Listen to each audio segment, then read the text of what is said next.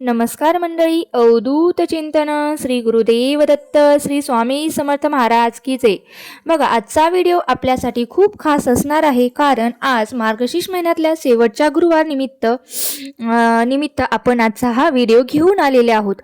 तर आता 18 डिसेंबर 2025 रोजी मार्गशीर्ष महिन्यातला हा शेवटचा गुरुवार आहे आणि वर्षभर आपण या गुरुवारची वाट बघत असतो आणि तो गुरुवार आपल्यासाठी खूप महत्त्वाचा असतो, कारण यावर्षी एकूण 4 गुरुवार आपल्या मार्गशीर्ष महिन्यामध्ये आलेले आहेत आणि त्यापैकी आपण 3 गुरुवारी छान अशी महामाता लक्ष्मीची पूजा केलेली आहे आणि छान असे पार पाडलेले आहेत. आता शेवटचा गुरुवार म्हटलं की माता लक्ष्मीच्या उद्यापनाचा दिवस असतो, व्रताचा दिवस असतो. बघा, या दिवशी आपल्याला काही विशेष सेवा करायच्या आहेत, काही गोष्टी, काही वास्तू उपाय आपल्याला आवर्जून करायचे आहेत. आता काय गोष्टी करायच्या आहेत तर ते आता आपण जाणून घेणार आहोत. बघा, त्यामुळे या दिवशी आपल्याला अशा गोष्टी अशा 5 गोष्टी चुकूनही करायच्या नाहीत किंवा त्याबाबत थोडीशी काळजी घ्यायची आहेत. आपण जर त्या गोष्टी चुकून केल्या तर आपल्याला त्या व्रताचं फळ हे मिळणार नाही. आणि बघा, आपण आपल्या जीवाच्या अंधकरणापासून अगदी श्रद्धेने, भक्तिभावाने उपवास वगैरे करत असतो, त्याबरोबरच इतर सगळं कामं सुद्धा करत असतो आणि थोड्याशा काही कारणामुळे जर त्याचं फळ आपल्याला प्राप्त होणार नसेल तर मग कुठेतरी चुकीचं आहे. म्हणून आवर्जून हा व्हिडिओ शेवटपर्यंत ऐका आणि कुठल्या त्या गोष्टी आहेत ज्या आपल्याला या दिवशी करायच्या नाहीत. चला तर मग सुरुवात करून घेऊया व्हिडिओला. आता त्यातली सगळ्यात पहिली आणि महत्त्वाची गोष्ट म्हणजे शेवटच्या गुरुवारी या वेळीमध्ये पूजा मांडायची. आता ती वेळ कुठली आहे तर बघा, 12 ते दीड म्हणजे या दिवशी दीड तासाचा राहुकाळ असतो. म्हणजे प्रत्येक दिवशी हा 1.5 तासाचा ठरलेला राहुकाळ असतो, कारण राहुकाळामध्ये आपल्याला कुठलीही सेवा करायची नसते. आता सेवा करायची नसते, त्यामुळे आपण त्या ठराविक राहुकाळामध्ये आपल्याला पूजा मांडायची नाही. पण काही ठराविक सेवा जर आपण जाणून बुजून त्या राहुकाळात केल्या तर त्याने आपले अनेक दोष सुद्धा दूर होतात. पण त्या राहुकाळामध्ये कुठल्या सेवा केल्या जातात त्या काळामध्ये दुर्गा सप्तशतीचे पाठ केले जातात. बघा, जर तुम्हाला दुर्गा सप्तशतीचा दररोज पाठ करायचा असेल तर तुम्ही आवर्जून करू शकतात, पण या मार्गशीर्ष महिन्याची तुम्ही पूजा मात्र करायची नाही. मार्गशीर्ष महिन्याची जी काही पूजा आहे ती तुम्ही गुरुवारचे स्वामी समर्थाचं व्रत करत असाल किंवा इतर कोणतीही पूजा मांडणी असेल तर ती पूजा तुम्ही चुकूनही राहुकाळात करायची नाही किंवा करू नये. आता प्रत्येक वारी हा राहुकाळ हा ठरलेलाच असतो. त्याचप्रमाणे गुरुवारचा जो राहुकाळ असणार आहे तो दुपारी 1:30 ते 3 वाजेपर्यंत असणार आहे.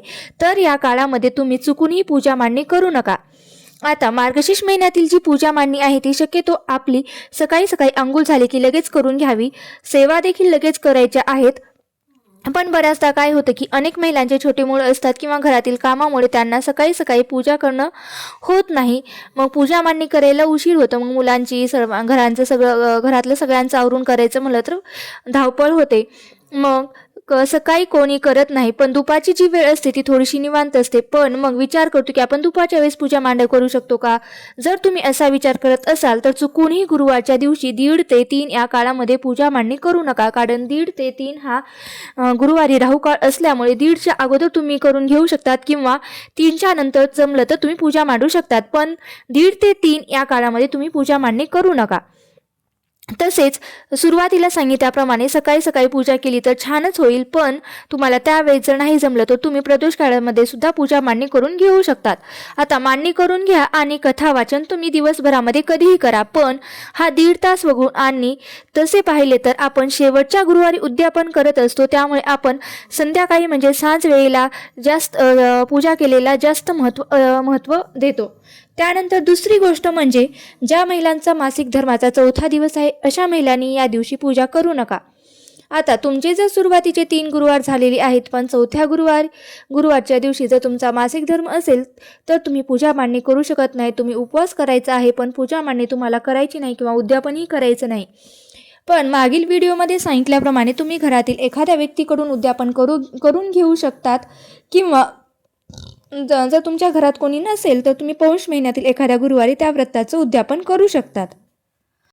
त्या दिवशी पूजा मांडणी करायची आहे. आता बऱ्याच जणांना हा नियम माहीत आहे, पण आता काहींचं म्हणणं असं असतं की 4थ्या दिवशी आपण जर डबल अंघोळ केली किंवा संध्याकाळच्या वेळेस जर अंघोळ करून मग पूजा मांडणी केली तर काय हरकत आहे, पण हे देखील चुकीचं आहे. वर्षाकाठी आपण एकदाच हे व्रत करत असतो, तर सगळे नियम आपल्याकडून पाळले गेलेच पाहिजेत. म्हणून तुमचा जर मासिक पाळीचा 4था दिवस असेल तर तुम्ही या दिवशी पूजा मांडणी करू नका. आणि घरातल्या एखाद्या व्यक्तीकडून तुम्हाला पूजा मांडणी करून घ्यायची असेल तर तुम्ही त्यांच्याकडून करून घेऊ शकता आणि त्यांच्याकडून तुम्ही त्या व्रताचं उद्यापनसुद्धा करून घेऊ शकतात. जर तुम्हाला शक्यच नसेल तर आपल्याला पौष महिन्यातल्या पहिल्या गुरुवारी आपल्याला हे गुरुवारचं उद्यापन करायचं असतं. तर तशाच पद्धतीने तुम्ही करायचं आहे. अजूनही या संदर्भात काही जर प्रश्न असतील तर तुम्ही मला कमेंट बॉक्समध्ये विचारा, कारण उगीच पुन्हा ते सांगण्यापेक्षा मी मागील व्हिडिओमध्ये सविस्तर याबद्दल बोललेली आहे. या व्यतिरिक्त ज्यांचा या अगोदरचा एखादा गुरुवार गेला असेल तर त्यांनी देखील 4थ्या गुरुवारी उद्यापन करायचं आहे. आता त्यानंतरची तिसरी गोष्ट अशी आहे की ती म्हणजे तुम्ही मार्गशीर्ष महिन्यातलं जे व्रत आहे ते चुकूनही दुसऱ्यांच्या घरी सोडायचं नाही. आता हा नियम देखील अनेक महिलांना माहीत आहे. जे वर्षानुवर्ष हे व्रत करत आहेत त्यांना तर नक्कीच माहिती आहे, पण ज्यांनी नव्याने या व्रताला सुरुवात केलेली आहे मग त्यांना कुठून जेवणाचं आमंत्रण आलं तर चुकून जर त्यांच्याकडून हे व्रत भंग पावलं किंवा त्या ठिकाणी जर त्यांनी उपवास सोडला तर त्यांना त्या व्रताचं फळ मिळत नाही असं सुद्धा म्हटलं जातं. कारण आपण कुठलीही सेवा आराधना करतो, पूजा अर्चना करतो ती आपल्या घरी करत असतो. मग त्याचं जे व्रत आहे ते आपल्या घरीच आपल्याला सोडायचं असतं. म्हणून दुसऱ्याच्या घरी जर तुम्ही गेलात तर उपवासाचा एखादा पदार्थ दिला तर तुम्ही नक्कीच खाऊ शकतात. म्हणजे जसं की केळी वगैरे दूध तुम्हाला दिलं तर तुम्ही नक्कीच घ्या. पण तुम्हाला जेवणाचं आमंत्रण आलं असेल तर अगोदरच तुम्ही सांगा की तुमचं व्रत आहे आणि तुम्ही ते सोडू शकत नाही. अशा पद्धतीने तुम्ही एक विशेष काळजी घ्यायची आहे. मात्र तुम्ही तुमच्या घरी व्रत सोडल्यानंतर तुम्ही दुसऱ्यांच्या घरी सवासण म्हणून जेवायला जाऊ शकता. आता पुढची महत्त्वाची म्हणजे 4थी अशी महत्त्वाची गोष्ट आहे की जी तुम्ही स्वयंपाकघरामध्ये जो काही स्वयंपाक बनवणार आहेत तोच तुम्हाला नैवेद्य म्हणून त्याच अन्नाचा नैवेद्य म्हणून दाखवायचा आहे. मग वरण भात, चपाती, एखादी भाजी किंवा गोड पदार्थ आपण हे नक्कीच करतो, पण यामध्ये आपल्याला वरण भाताचा समावेश करायचा आहे. ही विशेष काळजी घ्यायची आहे. कोणतीही नैवेद्याचं ताट हे वरण भाताशिवाय पूर्ण होत नाही. शिवाय त्यावर तुळशीपत्र देखील आपल्याला एक नक्की ठेवायचं आहे. त्या गोष्टीची सुद्धा आपल्याला काळजी घ्यायची आहे. आता हा एक खूप महत्त्वाचा नियम आहे. जर अजूनही तुम्ही पाळलेला नसेल तर तुम्ही आवर्जून या दिवशी हा नियम पाळा. आणि कधीही नैवेद्यामध्ये अशा प्रकारच्या नैवेद्य म्हणजेच वरण भाताशिवाय नैवेद्य किंवा तुळशीपत्राशिवाय नैवेद्य दाखवू नका. त्याचबरोबर देवीला खिरीचा नैवेद्य हा खूप प्रिय आहे. या दिवशी तुम्हाला देवीला खिरीचा नैवेद्य हा अर्पण करायचा आहे. दुसरा कुठलाही स्वयंपाक तुम्ही करू शकता, पण वरण आणि भात आपल्याला बनवायचेच आहेत. ही विशेष काळजी तुम्हाला गुरुवारी घ्यायची आहे. आता त्यानंतर आपण जे माता लक्ष्मीचं नारळ ठेवत असतो ना तो आपल्याला फोडायचा नाही. आता अर्थात आपण गुरुवारची पूजा मांडणी जी आहे ती दुसऱ्या दिवशी म्हणजे शुक्रवारच्या दिवशी उचलत असतो, पण तरीही दुसऱ्या दिवशी नारळ वगैरे उचलल्यानंतर ते काही ठिकाणी फोडला जातो. तर बघा, नारळ हे आपण लक्ष्मीचं स्वरूप ठेवलेलं असतो, म्हणून हा नारळ आपल्याला फोडायचा नाही. प्रसाद म्हणून देखील तुम्हाला खायचा नाही. हा जो नारळ आहे तो आपण वाहत्या पाण्यामध्ये विसर्जित करून द्यायचा आहे किंवा तुम्ही मी मागील व्हिडिओमध्ये सांगितल्याप्रमाणे देखील विसर्जित करू शकतात किंवा तुम्ही प्रसाद म्हणून सुद्धा खाऊ शकतात. मात्र ओटीचा नारळ तुम्ही फोडून प्रसाद म्हणून खाऊ शकता किंवा ती ओटी देखील तुम्ही एखाद्या दुसऱ्याला देऊ शकतात किंवा घरातील सवासण देखील ती ओटी घेऊ शकते.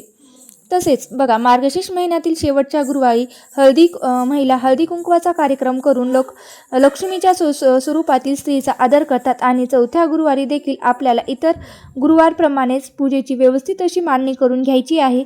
महालक्ष्मी व्रताची कथा वाचायची आहे. संध्याकाळी देवीला नैवेद्य दाखवायचा आहे. तसेच संध्याकाळी महिलांना हळदी कुंकू करण्यासाठी आमंत्रण द्यायचं आहे, कारण त्यांना देखील देवी स्वरूप मानून आपण त्यांचं स्वागत आणि आदर करत असतो.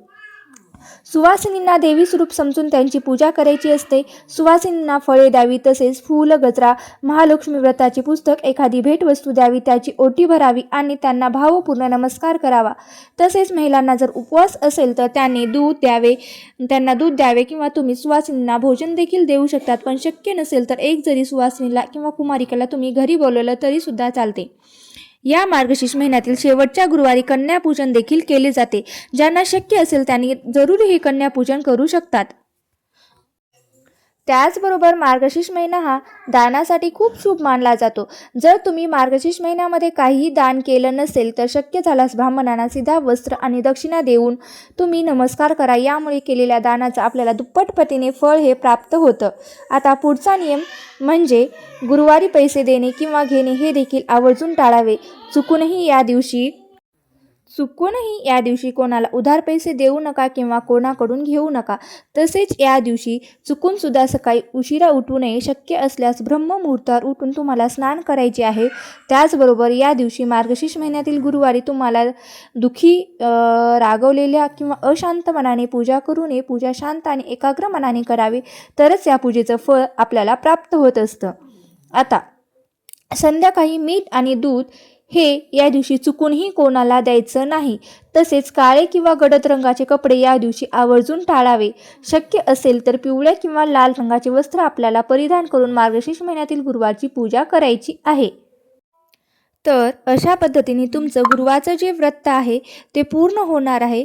तर या ज्या काही 5-6 गोष्टी सांगितल्या आहेत त्या खूप महत्त्वपूर्ण आहेत. प्रत्येक गोष्ट जर तुम्ही बघितली तर तुम्ही पाळायलाच हवी, तरच तुम्हाला त्या व्रताचं फळ हे 100% मिळेल. म्हणूनच आवर्जून हे 5 ते 6 नियम पालन करा आणि अशा पद्धतीने तुम्ही मार्गशीर्ष महिन्यातील गुरुवारचे उद्यापन करा. व्हिडिओ आवडल्यास व्हिडिओला नक्की लाईक करा, शेअर करा आणि चॅनलवरती नवीन असाल तर चॅनलला सबस्क्राईब करून घ्या, कारण तुम्हाला असेच नवनवीन माहितीपूर्ण व्हिडिओ पाहायला भेटतील. आणि माझा व्हिडिओ तुम्ही शेवटपर्यंत पाहिला असेल मी आशा करत असते आणि त्याबद्दल मी तुमची मनापासून खूप खूप आभारी आहे. धन्यवाद. श्री स्वामी समर्थ. जय जय स्वामी समर्थ.